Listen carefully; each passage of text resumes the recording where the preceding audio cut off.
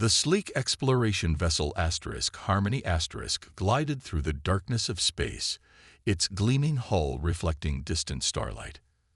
Commander Bolt stood at the bridge, his four eyes fixed on the view screen as a blue-green planet grew larger before them. "Atmosphere analysis complete," reported Officer Nix, her delicate fingers dancing across the control panel. "Oxygen-nitrogen mix, but with high concentrations of carbon dioxide and traces of methane. Gravity is 1.3 times galactic standard." Bolt's antennae twitched with interest. "Habitable range. Any signs of civilization?" "None detected, Commander. But there's something else." Nix hesitated. "The planet experiences extreme weather patterns. Massive electrical storms cover nearly 40% of the surface. Temperature variations from -50 to +45 degrees in a single day cycle." The science officer, Dr. Lum, joined them at the console. His translucent skin pulsed with blue lights as he processed the data. "The biology scans are equally concerning. Predator species with advanced hunting capabilities. Plants with defensive toxins. Even the water contains microorganisms that would be harmful to most Council species. Another death world." Bolt sighed, his exoskeleton clicking as he settled into his command chair. "Mark it in the database.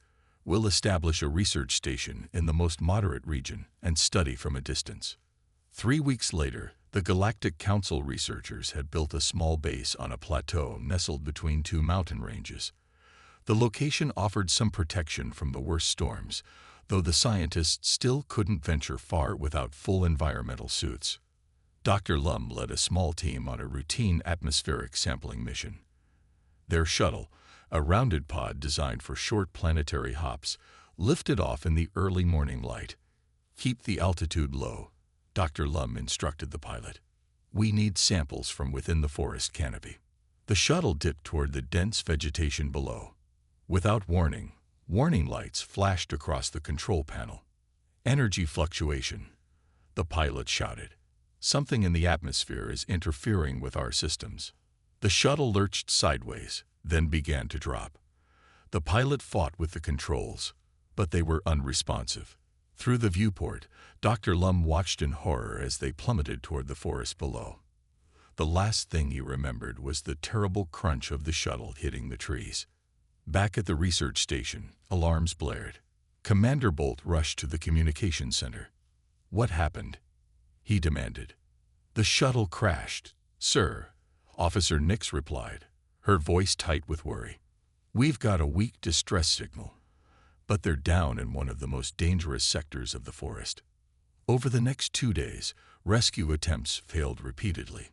The planet's storms intensified, making flight impossible. Ground vehicles couldn't navigate the rugged terrain. The few rescue teams that tried to proceed on foot returned with injuries from the hostile wildlife and poisonous plants. "Life support in the shuttle will fail within 30 hours, Nix reported grimly. "We don't have the equipment to reach them in time." As night fell on the 3rd day, a new alert sounded through the station. Nix jumped to her console, then froze in confusion. "Commander, there's a ship approaching the planet. It's requesting landing permission." "One of ours?"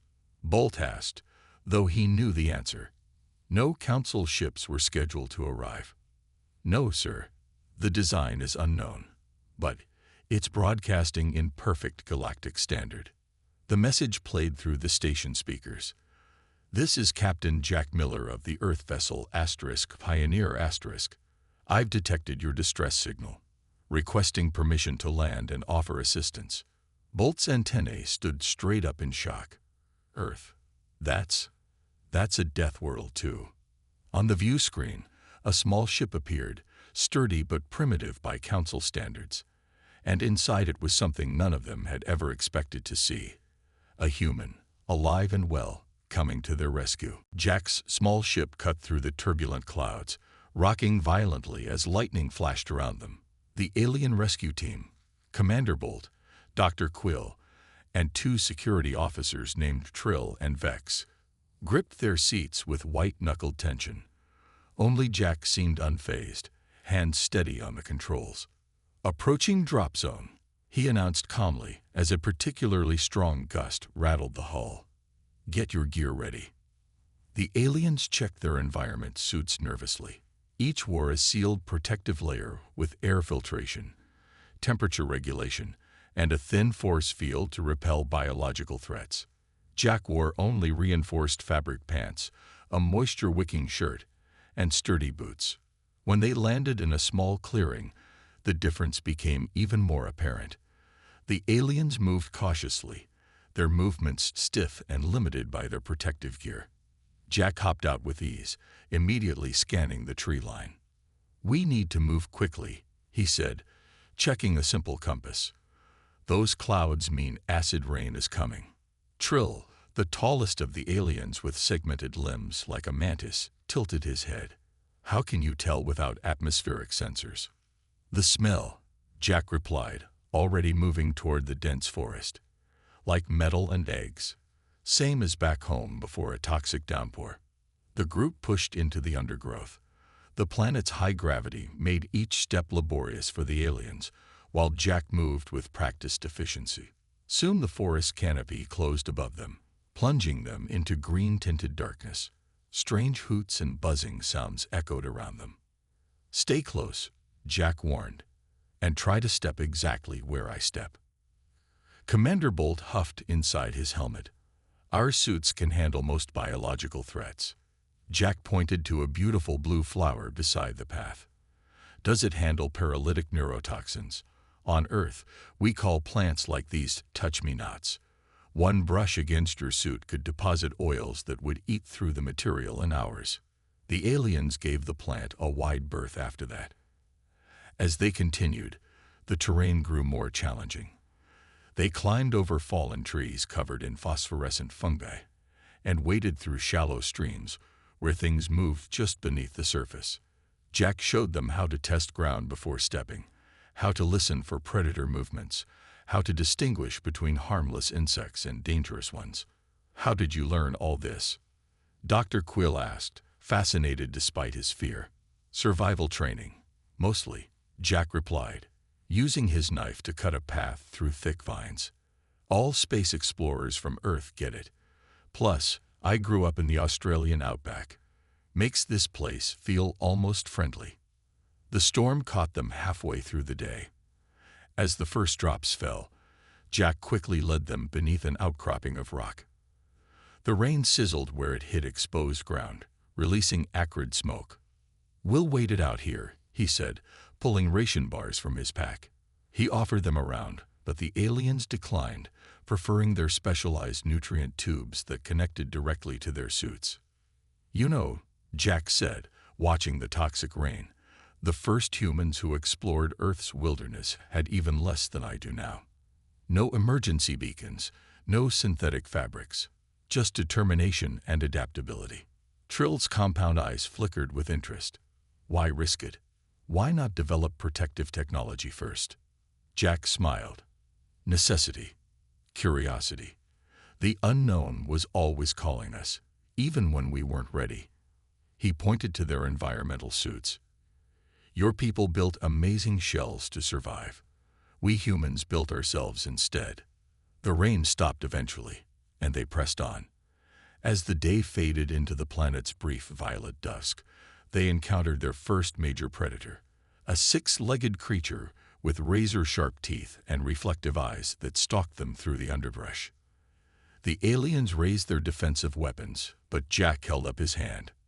"No sudden movements," he whispered. "It's testing us, looking for weakness."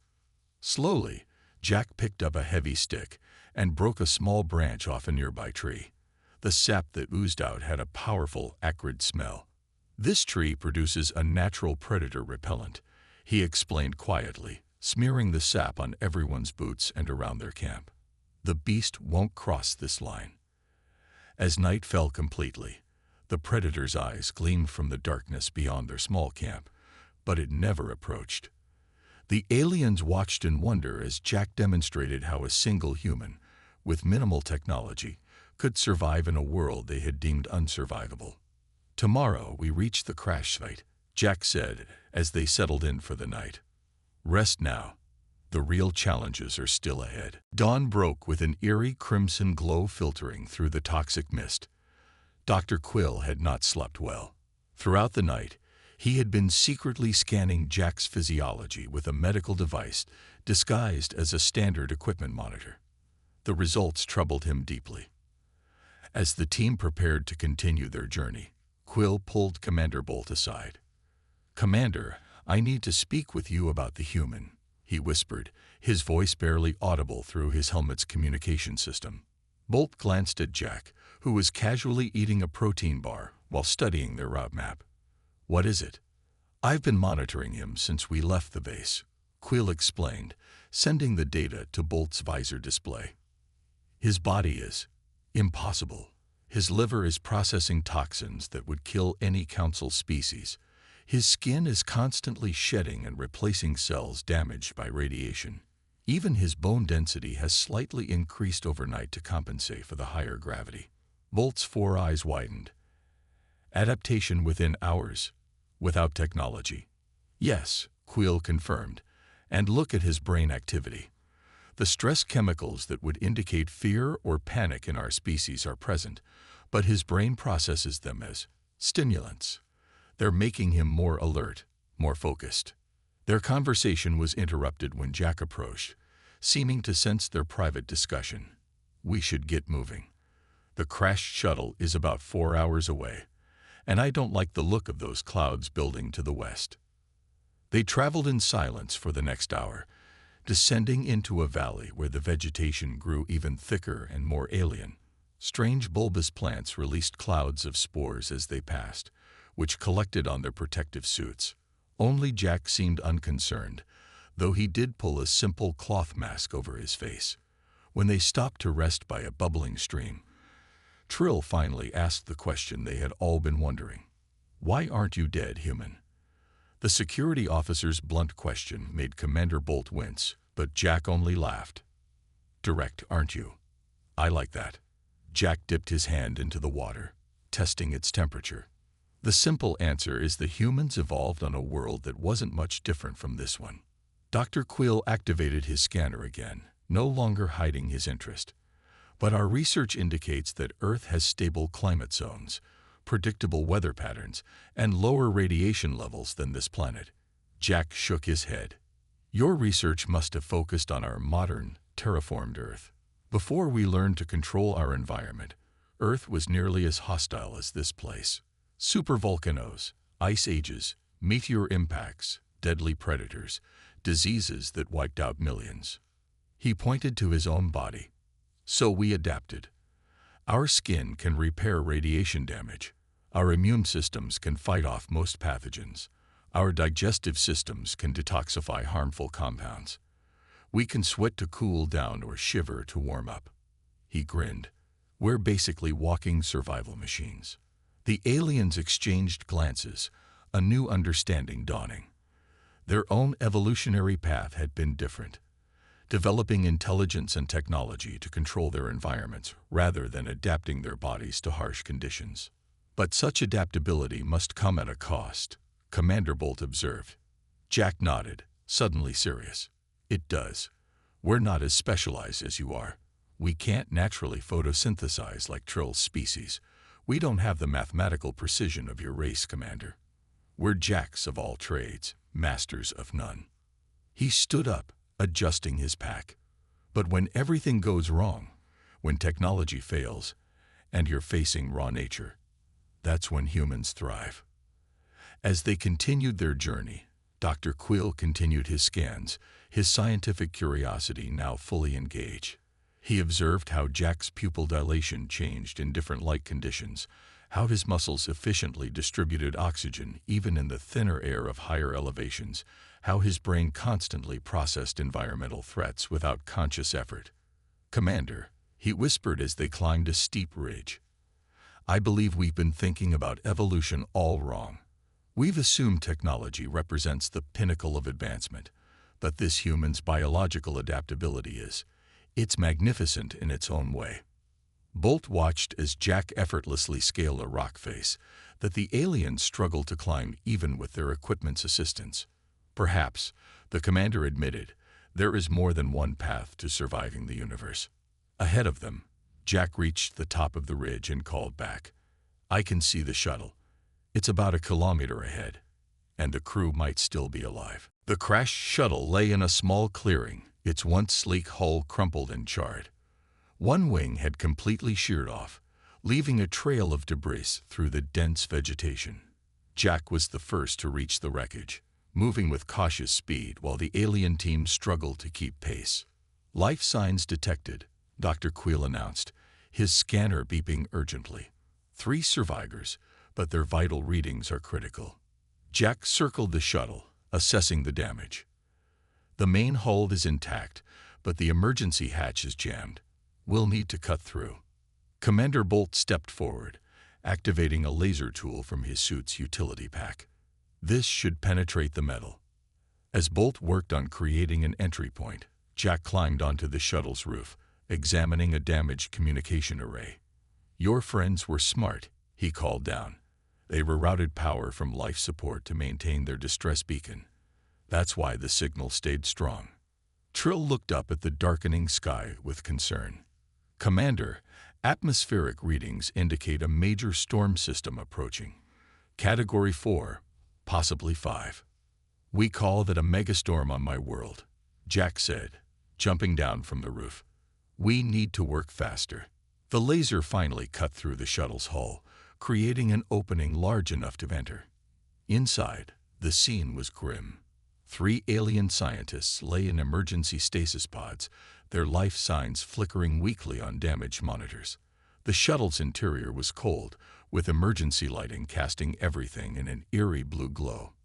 Dr. Quill rushed to check the survivors. Dr. Lum is in worst condition. Internal injuries and respiratory distress. The others are stable but critical. Jack examined the shuttle systems. Life support is failing. They'd got maybe 2 hours left. He turned to Commander Bolt. Can your ship reach us in this weather? Bolt shook his head, antennae drooping. Impossible. The electrical interference from the storm would disable our navigation systems. We would crash as well. And we can't move them far in their condition, Dr. Quill added, his voice heavy with defeat. Jack stood silent for a moment, thinking. Then his eyes lit up. We don't need to outrun the storm. We need to ride it out. He began moving quickly, gathering materials from the shuttle. Trill, Vex, help me strip these wall panels. Commander, we need those emergency blankets and any insulation material you can find. What are you doing? Bolt asked, confused. Building a storm shelter, Jack replied without pausing. On Earth, we've survived tornadoes, hurricanes, blizzards, all without fancy technology. Under Jack's direction, the team worked frantically.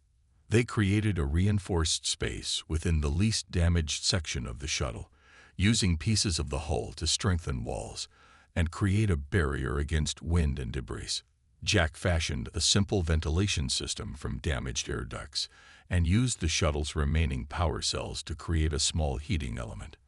This is primitive, Vex commented, watching Jack secure panels with manual tools rather than molecular bonding devices. Jack grinned. Primitive works when nothing else does. As they finished the makeshift shelter, the first winds of the megastorm hit the clearing, bending trees almost to the ground. Lightning split the sky, followed by deafening thunder that shook the very earth. Everyone inside, now, Jack shouted over the howling wind. Help me move the injured. They carefully transferred the 3 scientists in their stasis pods to the reinforced section. Just as the final survivor was secured, the shuttle groaned ominously as hurricane-force winds threatened to tear it apart.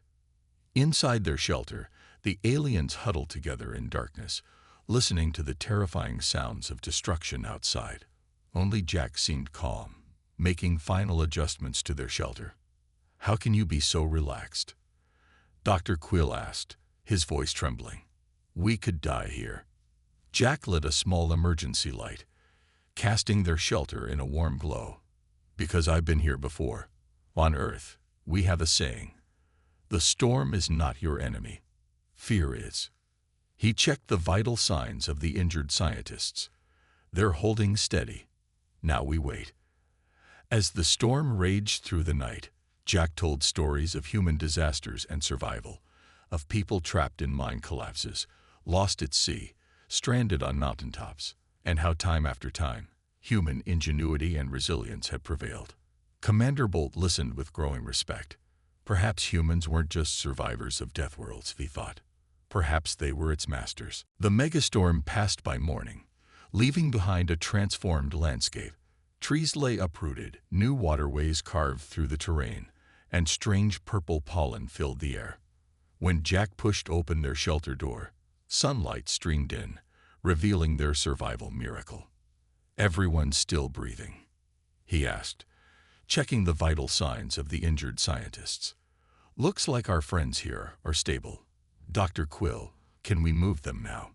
Dr. Quill ran his scanner over the patients. Yes, their condition has improved enough for transport.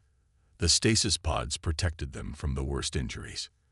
Commander Bolt activated his communication device, which crackled to life. "Base station. This is Commander Bolt. We've found the survivors and require immediate extraction." The response came through clearly. "Commander, we thought you were lost in the storm. Rescue ships are being prepared now." 2 hours later, as the first rescue vessel descended into the clearing, Jack stood apart from the group, watching with quiet satisfaction. The mission was complete. Lives had been saved. It was what humans did. Back at the research station, news of their survival spread quickly.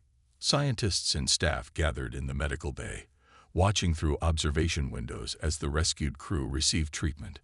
Jack found himself the center of unwanted attention, with aliens studying him openly, some even taking scans when they thought he wasn't looking.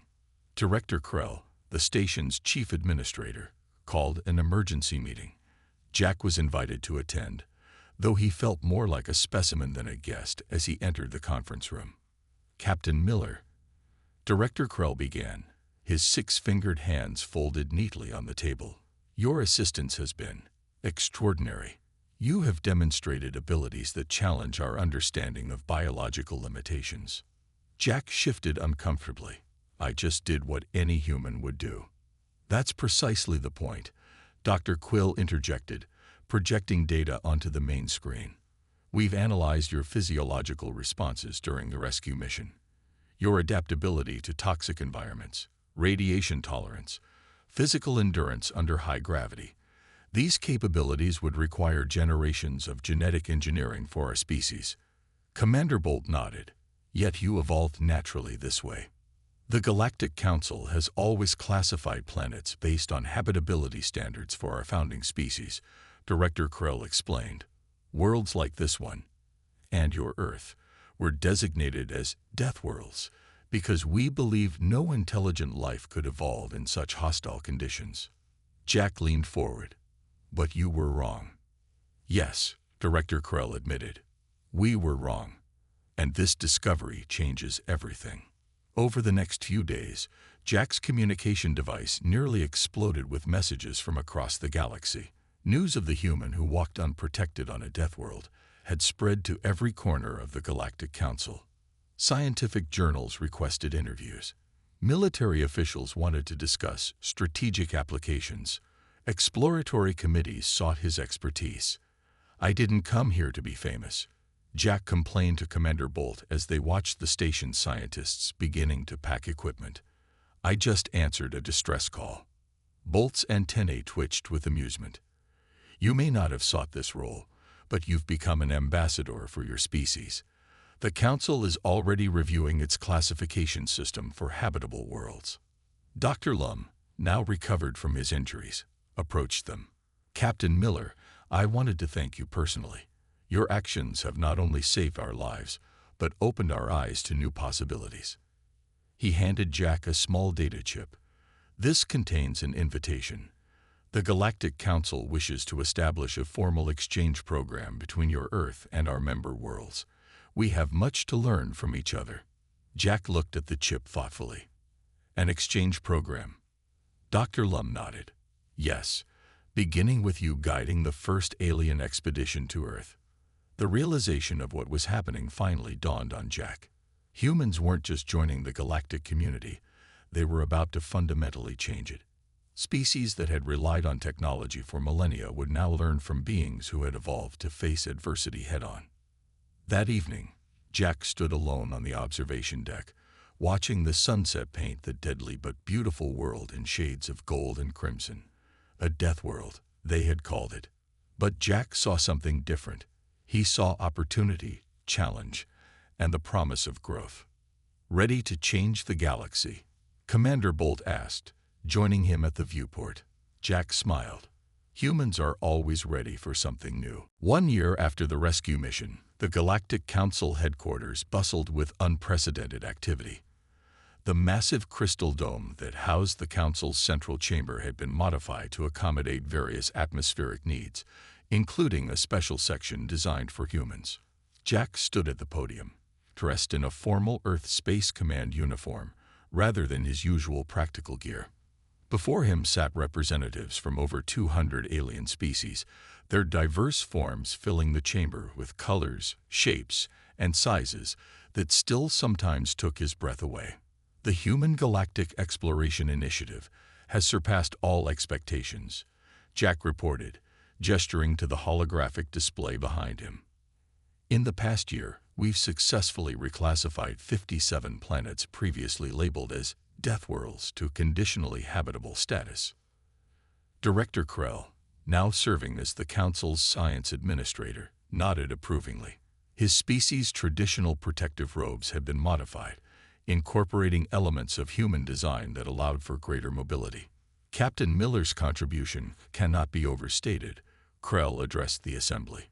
The human approach to environmental adaptation has revolutionized our exploration methods. The display shifted to show images of mixed species teams working on various planets.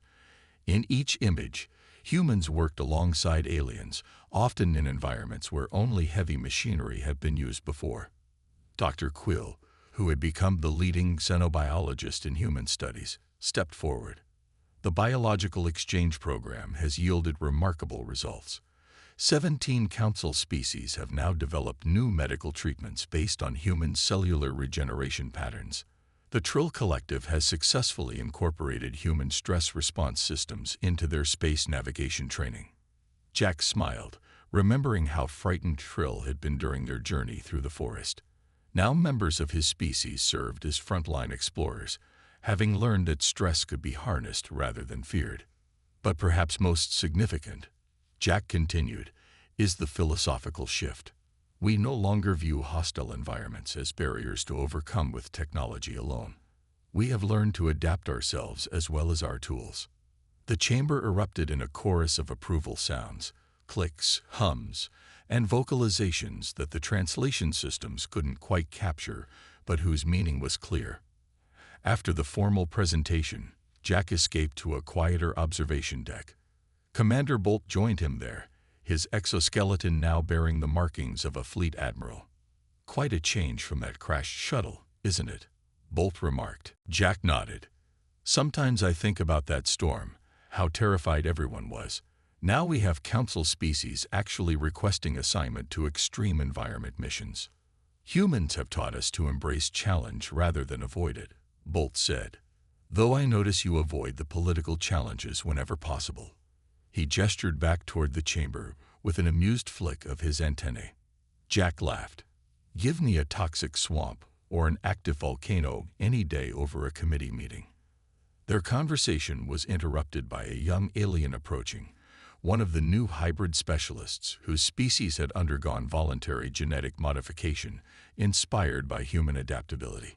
"Captain Miller, the Earth training group is ready for departure," she reported. Jack checked his watch. "Right on schedule. Care to join us, Admiral?" The scene shifted to the red deserts of Australia.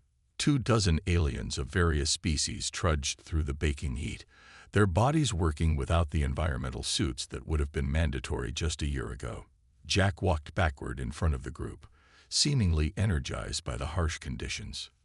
"This is nothing," he called out encouragingly. "Just a pleasant Earth summer day." Tomorrow we'll try the really hot part of the desert. A collective groan rose from the trainees, but there was determination in their postures. Each had volunteered for this program, eager to push beyond their species' traditional limitations.